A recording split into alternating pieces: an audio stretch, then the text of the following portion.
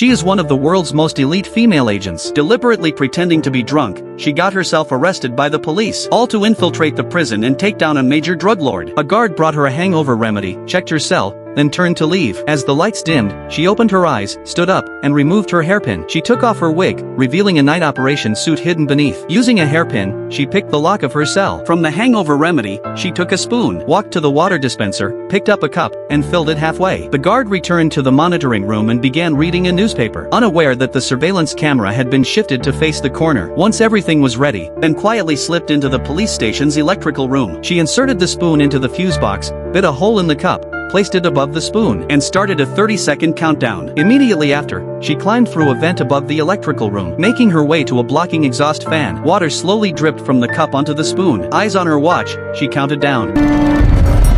Meanwhile, officers rushed to investigate the disturbance. As the fan stopped, she slipped through the gap. A worker entered the electrical room and opened the fuse box, but her head had already cleared the opening. Power was restored, and she successfully slipped through. A policeman, suspecting nothing, picked up the cup and tossed it into the trash. The woman crawled through the vent to a restroom, pushed open the grate, and crept up behind a guard. The moment he turned, she knocked him out.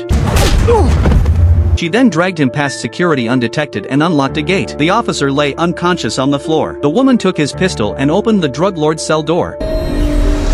A gunshot rang out, drawing everyone's attention. They immediately rushed toward the cell, finding the unconscious officer still clutching his gun, completely unaware of what had just happened. The woman had already hidden inside the ventilation duct, but staying there wasn't an option, so she gripped the edge of the wall with her bare hands and began climbing toward the rooftop. However, SWAT teams had already reached the top floor. She leaped, swiftly grabbing onto a water pipe along the wall. Once the guards left, she climbed back into the ventilation duct. By the time officers rushed to inspect the area, she had already returned to her cell, pretending to be fast asleep. On the third day, the warden still called her into his office, believing she was merely guilty of drunk driving. She was fined a small sum and released, yet the police never realized this woman was the very serial killer they had been searching for all along.